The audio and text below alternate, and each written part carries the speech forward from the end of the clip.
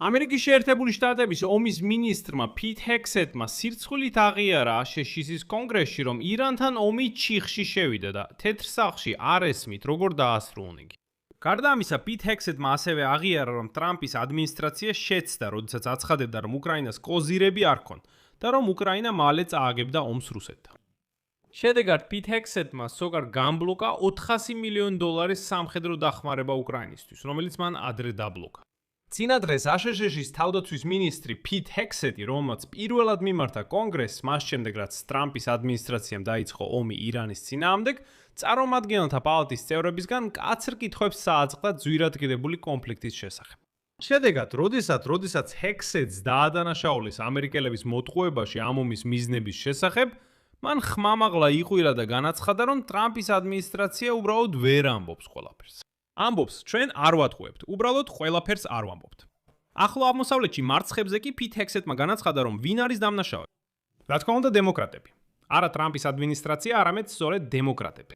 საერთოდ აი ეს მოსმენები კონგრესში, რომლებიც სხვათა შორის რამდენიმე საათი გაგრძელდა, გთავაზობთ ახლა განვიხილოთ. მე მქვია ალექსეი პიჩი. მოდით ერთად განვიხილოთ ეს თემა, მაგრამ სანამ დავიწყებთ, გთხოვთ გამოიწეროთ არხი და ალაიქოთ ეს გამოშვება და დაწეროთ ნებისმიერი კომენტარი ვიდეოს ქვეშ. ამისთვის მადლობელი ვიქნები. ასევე გამოიწერეთ ჩემი Telegram არხი Pitchy News-ი, ბუმული აღწერაში ამ ვიდეოს ქვეშ, იქ ჩვენ ვაქვეყნებთ ოპერატიულ სიახლეებს, როგორც კი ისინი შემოდის. მაშასე, $25 მილიარდი. სწორედ ამდენი უკვე დახარჯეს შეერთებულმა შტატებმა ირანთან ომში. აშშ-ის ომის მინისტრის პიტ ჰექსეტის მიერ კონგრესში დაკითხვის დროს წარმოდგენილი მონაცემების მიხედვით. გუშინ აშშ-ის თავდაცვის მინისტრი პიტ ჰექსეტი, რომელმაც პირველად მიმართა კონგრესს მას შემდეგ, რაც ტრამპის ადმინისტრაციამ დაიწყო ომი ირანთან, წარმომადგენელთა პალატის წევრების მხრიდან კითხვების ნამდვილი ზვავი დაატყდა თავს. ირანთან ომთან დაკავშირებით, ამ ომის ღირებულებასთან დაბულებასთან დაკავშირებით, რუსეთის ომთან დაკავშირებით, უკრაინის წინააღმდეგ და ასე შემდეგ. კონგრესის მოსმენები ოთხშაბათს თითქმის 6 საათს გაგრძელდა. ამ დროის განმავლობაში დემოკრატები და ზოგიერთი რესპუბლიკელი პიტ ჰექსეტს უსვამდნენ კითხვებს ირანთან ომზე, რუსეთის ომზე, უკრაინის წინააღმდეგ და რამდენიმე მაღალი რანგის სამხედრო მეთაურის გადაყენებაზე. წინასწარ გეტყვით, რომ პიტ ჰექსეტი ყველანაირად ცდილობდა აერიდებინა პასუხები. ეშვებოდა პირდაპირ პასუხს და ზოგიერთ მომენტში კონგრესმენებმა მაინც მკაცრად გამოიჭირეს. დავიწყოთ ირანით, რადგან აქ ჰექსეტმა ძალიან ბევრი სისულელე თქვა. მოსმენები 4 შაბათს გაგრძელდა. დემოკრატები და რესპუბლიკელები ირანის, უკრაინის ომისა და რამდენიმე გადადგომის შესახებ კითხვებს სვამდნენ. 4 შაბათს რამდენიმე საათი გაგრძელდა, რომის განმავლობაშიც დემოკრატები და რესპუბლიკელები ტრამპის ადმინისტრაციის ქმედებების საფუძვლიანობას კითხვის ნიშნის ქვეშ აყენებდნენ. ირანთან ომი დაწყებული, უკრაინის ომის შესახებ. და თითქოს თუ დაუჯერებთ შეერთებული შტატების თავდაცვის მინისტრს, რომელიც დღეს ამბობს, რომ ყველა ბირთვული ობიექტი განადგურებულია და ირანს ურანის გამდიდრება აღარ აქვს, მაშინ რატო ითხოვს ტრამპი ირანის ომში, უკრაინის ომზე და რამდენიმე ადამიანის გადადგომაზე? თუ ბირთვული პრობლემა თითქოს უკვე გასულ წელს იყო გადაწყვეტილი. ანუ აქ საერთოდ სრული არეულობა იწყება. და შემდეგ მოვიყვან ადამ სმითის ციტატას. ჩვენ და დაგვეწყო ეს ომი, როგორც თქვენ ახლახან თქვით 60 დღის წინ, რადგან ბირთვული იარავი უშუალო საფრთხეს წარმოადგენდა, ხო ასეა? მაგრამ ახლა ამბობთ, რომ ის მთლიანად განადგურდა. ჰექსეტმა უპასუხა, რომ ირანი, ციტირებ, თავის ბირთვულ ამბიციებზე უარი არ უთქვამს და ჯერ კიდევ აქვს 1000-ობით რაკეტა. მოსმენები 4 შაბათს ომთან დაკავშირებით. Цитата. В итоге ირანის ომისა და გადადგომის შესახებ ჰექსეტმა უკვე გადაწყვიტა, რომ აღარ უპასუხოს. ანუ თვითონ თქვა, რომ ყველაფერი განადგურდა. მერე ამბობს, მოიცადე რაღაც არ ემთხვევა. ბოლოს ამბობს, მოკლედ სულ ეს იყო, ნახვამდის. პენტაგონის მონაცემების მიხედვით, რომლებიც წარგენილი იყო წარმომადგენელთა პალატის შეიარაღებული ძალების კომიტეტზე სხდომაზე 4 შაბათს. ადმინისტრაციის ბიუჯეტისთვის 2027 წლისთვის ომი უკვე $25 მილიარდი დაჯდა.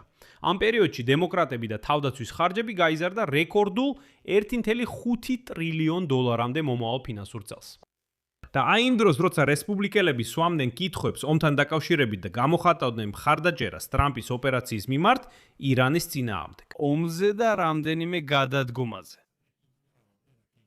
შტაბების უფროსთა გაერთიანებული კომიტეტის თავმჯდომარე საუბრობდა ამ ომზე მზარდ ხარჯებთან დაკავშირებით და უზარ-მაზარ შემცირება. 4 შაბათს რამდენიმე საათი გაგრძელდა, რომლის განმავლობაშიც დემოკრატები და რესპუბლიკელები კითხვის ნიშნის ქვეშ აყენებდნენ პრეზიდენტ დონალდ ტრამპის მოქმედებას მოკავშირეების მიმართ და მის ცვალებად გამართლებებს კონფლიქტთან დაკავშირებით.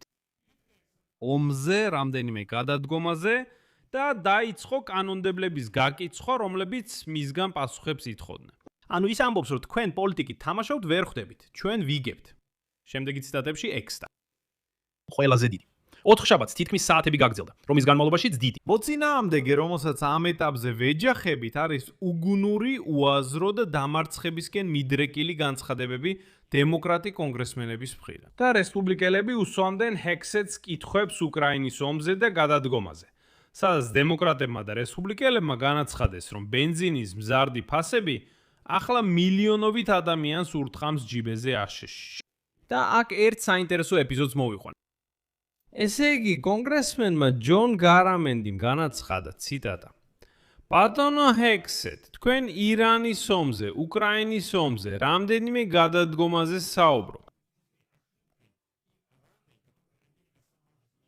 პასუხად ჰექსეტმა განაცხადა, ციტატა: ვიზეც 4 შაბათს თითქმის მთელი დრო დემოკრატები და რესპუბლიკელები ირანის ომზე და რამდენიმე გადადგომაზე საუბრობდნენ. Успеха этой войны. მოსმენები, რომლის განმავლობაშიც დემოკრატები პიტ ჰექსეტს ირანის ომზე, უკრაინის ომზე და გამარჯვებისკენ მიმავალ გზაზე გადადგომებზე ეკითხებოდნენ, ასევე დემოკრატები იყვნენ. ყველა პრობლემა, რომელიც ამ ომის მიმდინარეობისას ჩნდება, ვიზბრალია დემოკრატების. მაგრამ პრობლემა ისაა, რომ მაშინაც კი, როცა ცეცხლის შეწყვეტა და გაურკვეველია და ამ ომის სტრატეგიული მიზნები არ სრულდება, ჰექსეტი ამტკიცებს, რომ არა. თქვენ არ გესმით. აშატესჩო ამ ომში იმარჯვებს. მან ამერიკის დათმები ირანზე აღწერა როგორც გამაოგნებელი წარმატება და დაიფიცა, რომ, ციტატა: განსხვავებით წინა სულელი ადმინისტრაციებისგან, ეს წლებისა და 10 წლეულების განმავლობაში არ გაგრძელდება. შედეგად წარმომადგენელთა პალატის წევრმა ქრისი ჰულაკანმა ვეღარ მოითმინა და განაცხადა, ციტატა: ბატონო ჰექსეტ, თქვენ დემოკრატების გასაკრიტიკებლად უფრო მეტი სიტყვა და რისხვა შემოინახეთ, ვიდრე სი ძინპინისა და ვლადიმირ პუტინის ერთად აღებულისთვის. ჩემთვის ძალიან ნიშანდობლივია, რომ თქვენ გადაწყვეტეთ ამაზე დახარჯოთ თქვენი სიტყვები და დრო. ამავე დროს აშშ-ის კონგრესში მოსმენებზე გაიხსენეს აშშ-ის პრეზიდენტ დონალდ ტრამპის განცხადებები უკრაინაზე და იმაზე, რომ უკრაინას კოზირები არ აქვს და სასწრაფოდ უნდა მოილაპარაკოს მოსკოვთან, თორემ ახლა წააგებს.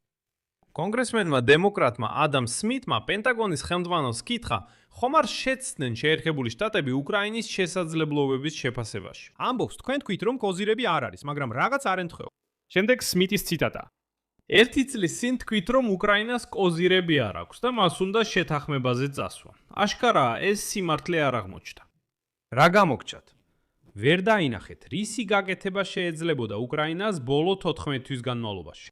პასუხად თავდაცვის მინისტრი თავიდან თავს არიდებდა, შემდეგ კი განაცხადა, რომ წინა შეფასებებში შეცდომები არ ყოფილა. თუმცა კონგრესმენის პირდაპირ დასმულ კითხვაზე მან მაინც არ უპასუხა. სამაგიეროდ სწრაფად გადაერთო თემაზე ვის შესახებ. რა თქმა უნდა, დემოკრატებზე და პირადად ჯო ბაიდენს. შემდეგ მოვიყვან პიტ ჰექსეტის ციტატას. ანუ კიდევ ერთხელ. ადამ სმითი ამბობს, მოусმინეთ. თქვენ ამბობდით, რომ უკრაინას არ ქონდა რუკები. გავიდა 14 თვე. რაღაც არ დაემთხვა. როგორ დააკომენტარებთ ამას? თქვენ სადმე შეცდით? და ჰექსეტი პასუხობს: ჩვენ არაფერი გამოგჩენია. ამ კომიტეტში არ საუბრობენ იმაზე, რომ ჯო ბაიდენმა ყოველგვარი პასუხისგებლობის გარეშე გადასცა უკრაინას ჩვენი 100 მილიარდი დოლარის ღირებულების იარაღში. საბოლოოდ პრეზიდენტი ტრამპი მიიჩნევს, რომ რუსეთსა და უკრაინას შორის უნდა იყოს მშვიდობის შეთანხმება, რაც ორივე მხარის ინტერესებში. მაგრამ კონგრესმენი ადამ სმითი არ ნებდებოდა და დააზუსტა, რომ საუბარია სწორედ სტრატეგიულ შეფასებას. თქვენ ხომ 14 თვის წინ ამბობდით, რომ უკრაინას შანსი არ ქონდა, რომ მოსკოვი მალე გაიმარჯვებდა, რომ კიევს კოზირები არ ქონდა, უკეთესი იქნებოდა კიევისთვის დანებება და ასე შემდეგ. მაგრამ აღმოჩნდა, რომ ეს საერთოდ ასე არ არის. და აი ამაზე პასუხად ჰექსეტმა მხოლოდ ზოგადი პასუხი გასცა. ციტატა: იცით, ვფიქრობ, უკრაინელებმა დიდი სიმამაცე გამოავლინეს და მე ვაფასებ იმას, რომ ეხლა ევროპა იხდის იმ იარაღისთვის, რომელსაც ჩვენ ვაცდით. აი სულ ეს არის. შემდეგ აშშ-ის თავდაცვის მინისტრი ასევე რთულ კითხვებს ააცნო თავისი გადაწყვეტილების შესახებ.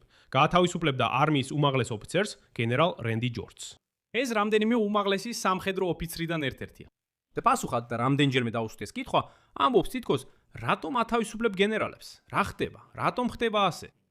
პასუხად ჰექსეთი მუდმივად აწყვეტინებდა კონგრესმენებს და უბრალოდ დემონსტრაციულად ღიმილით იმეორებდა ერთსა და იმავე ფრაზას. ციტატა. ჩვენ გვჭირდება ახალი ხელმძღვანელობა. ეკითხებიან, რატო? რატომ გაათავისუფლეთ ეს ოფიცერი? ის ამბობს, ჩვენ გვჭირდება ახალი ხელმძღვანელობა. ეკითხებიან, რატო გაათავისუფლეთ რენდი ჯორჯი?